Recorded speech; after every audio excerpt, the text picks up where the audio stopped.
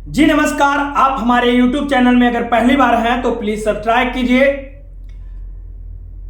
अभी 19 अप्रैल से महापर्व स्टार्ट होने जा रहा है।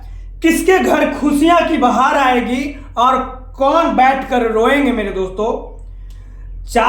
प्रथम चरण का चुनाव होना है 19 अप्रैल को और 4 ऐसे संसदीय क्षेत्र हैं जहां बीजेपी और एनडीए पूरी तरह से फेल दिख रही है मेरे दोस्तों। जहां ऐसे संसदीय क्षेत्र की मैं बात करूंगा, मैं 4 ऐसे संसदीय क्षेत्र जहां बिहार में चुनाव होना है और वहां पूरी तरह से बीजेपी विफल दिख रही है।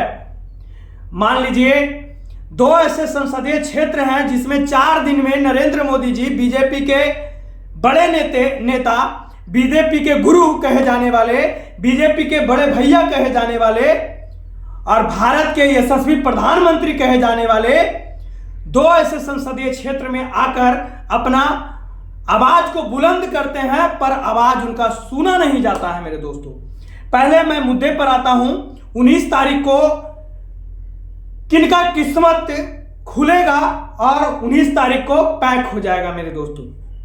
तो मैं पहले बात करना चाहता हूं, नवादा एक ऐसे संसदीय क्षेत्र है जहां पर आरजेडी ने बहुत बड़ा गेम खेल दिया है मेरे दोस्तों, बहुत बड़ा गेम खेल दिया है। और अभी 1-2 दिन पहले ही नरेंद्र मोदी जी नवादा की जनता को इस तरह से संबोधित कर रहे थे, इस तरह से 5 किलो अनाज देने की बात कर रहे थे, इस प्रकार से विकास की बात कर रहे थे, जो नवादा की जनता पूरी तरह से नरेंद्र मोदी की बात में ढलना नहीं चाह रहा था और उनका भाषण चल रहा था और लोग छोड़ छोड़ के जा रहे थे मेरे दोस्तों। नवादा में पहले लोजपा चंदन सिंह जीते हुए थे, लेकिन उनको कहीं से टिकट नहीं मिला, उनका टिकट वापसी हो गया, घर चले गए हो। अब मैं बता देना चाहता हूं, लालू प्रसाद यादव श्रवण कुशवाहा को क्षेत्र में उतारे हैं और श्रवण कुशवाहा पहले मुखिया से, सोच लीजिए, जो इंसान संघर्ष करते करते ऊपर चढ़ा है, संसदीय क्षेत्र तक चढ़ा है, वो कैसा इंसान होगा मेरे दोस्तों, संघर्ष करने वाला इंसान होगा मेरे दोस्तों। सोच लीजिए, मुखिया से बढ़ते बढ़ते बढ़ते बढ़ते अब संसद के टिकट पर चुनाव लड़ रहे हैं मेरे दोस्तों। मैं बता देना चाहता हूं, श्रवण कुशवाहा को इस बार पटकना बहुत मुश्किल दिख रहा है। किनको? विवेक ठाकुर को नहीं, नरेंद्र मोदी जी को। श्रवण कुशवाहा से डरकर नरेंद्र मोदी जी, बताइए, नवादा में रैली कर दिए, नवादा में रैली किए, लेकिन कोई फर्क नहीं पड़ा मेरे दोस्तों। आरजेडी के उम्मीदवार श्रवण कुशवाहा और बीजेपी श्रवण कुशवाहा को मात देने के लिए पटना से चलकर विवेक ठाकुर पलायन किए हैं। पटना से चलकर, कोई पटना से चलकर दिल्ली जाता है तो विवेक ठाकुर पटना से चलकर नवादा में डेरा डाले हुए हैं मेरे दोस्तों। वहां के जनता का मूड है कि हम बाहरी को वोट नहीं देंगे। बाहरी पैराशूट से आते हैं, हेलीकॉप्टर से आते हैं, जहाज से आते हैं और हमारे नवादा को लूट कर चले जाते हैं। तो इस बार का मुद्दा है बाहरी बनाओ घर का। नवादा की जनता का यही पुकार है कि मैं घर का बेटा को ही नेता बनाऊंगा। इस बार नवादा जो है श्रवण कुशवाहा, अभी श्रवण कुशवाहा के टक्कर में कोई नवादा में उम्मीदवार नहीं दिख रहा है मेरे दोस्तों। अब दूसरा संसदीय क्षेत्र की मैं बात करूंगा, दूसरा लोकसभा क्षेत्र की मैं बात करूंगा, वो है औरंगाबाद। औरंगाबाद कहा जाता है राजपूतों का गढ़, चित्तौड़गढ़ कहा जाता है मेरे दोस्तों, लेकिन वहां के राजपूत समाज के लोग ही कह रहे हैं इस बार कम से कम हम सुशील सिंह को वोट नहीं देंगे, क्योंकि 15 साल से सुशील सिंह हमें क्या दिए। 15 साल से संसद बने हुए थे सुशील सिंह, लेकिन हमें कुछ नहीं मिला और वहां फिर से आरजेडी ने एक कुशवाहा को टिकट देकर मात देने का काम किया है। औरंगाबाद कहा जाता है मेरे दोस्तों राजपूतों का गढ़ कहा जाता है। और मैं बता देना चाहता हूं, अभय कुशवाहा जिस प्रकार से टक्कर दे रहे हैं सुशील सिंह को, राजपूत समाज के लोग ही उन्हें कह रहे हैं कि मैं वोट नहीं दूंगा कम से कम सुशील सिंह को, क्योंकि दूसरा उम्मीदवार अगर होता तो मैं उसको चुनने का काम करता, लेकिन सुशील सिंह 15 साल में हमें 15 दिन भी नहीं दिखे। 15 दिन की बात तो छोड़िए, कुछ लोग तो ऐसे कह रहे हैं कि 15 मिनट तक हम लोग से मिलने के लिए वो नहीं आए हैं सुशील सिंह। तो औरंगाबाद पहले चरण में ही एनडीए किस प्रकार से बिहार में डगमग डोल हो रही है मेरे दोस्तों। औरंगाबाद की धरती से भी अभय कुशवाहा को टक्कर देने के लिए कोई भी क्षेत्र में नहीं है मेरे दोस्तों। जिस प्रकार से अभय कुशवाहा का बोलबाला औरंगाबाद में है, उसी प्रकार से मैं बता देना चाहता हूं, गया की मैं बात करूंगा। गया हो गया और एक जमुई हो गया, क्योंकि पहला चरण में ये चारों संसदीय क्षेत्र में बिहार में चुनाव होना है मेरे दोस्तों। तो मैं बता देना चाहता हूं, औरंगाबाद में अभय कुशवाहा, नवादा में श्रवण कुशवाहा। सोच लीजिए आरजेडी ने कितना बड़ा गेम खेला है।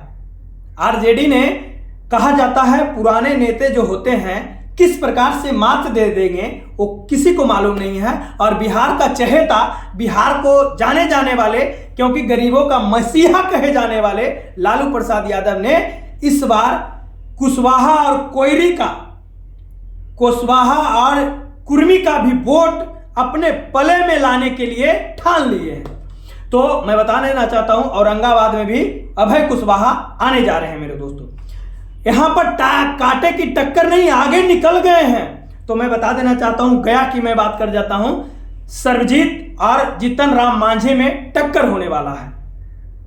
टक्कर इतना बड़ी होगी दोस्तों, टक्कर इतना बड़ा होगा कि सर्वजीत जी इतना आगे निकल जाएंगे और मांझी जी देखते रह जाएंगे, जो कभी इधर जाने की बात करते हैं मेरे दोस्तों। लालू प्रसाद यादव को चाहने वाले गया में भी बहुत ऐसे हैं जो वो मांझी समाज से हो, वो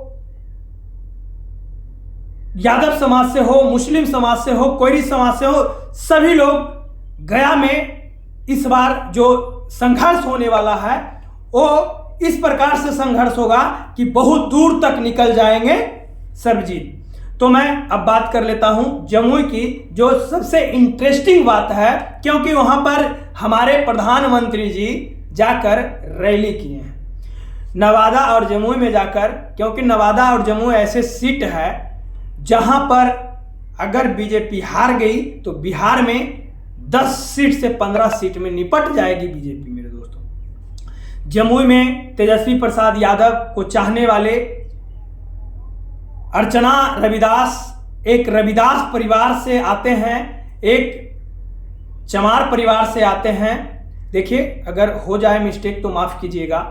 वो रविदास परिवार से आते हैं, कहा जाता है वो चमार परिवार से आते हैं, और वहाँ इनका बोलबाला अच्छा है और इनका पकड़ भी बहुत अच्छा है। एक बार में ही टिकट तेजस्वी यादव ने क्लियर कर दिया कि अर्चना रविदास को टिकट दिया जाए। और अर्चना रविदास इस प्रकार से जमुई को दहाड़ रही है, एक महिला होकर इस प्रकार से दहाड़ रही है कि जमुई में अर्चना रविदास दहाड़ रही है और खबर दिल्ली तक जा रही है।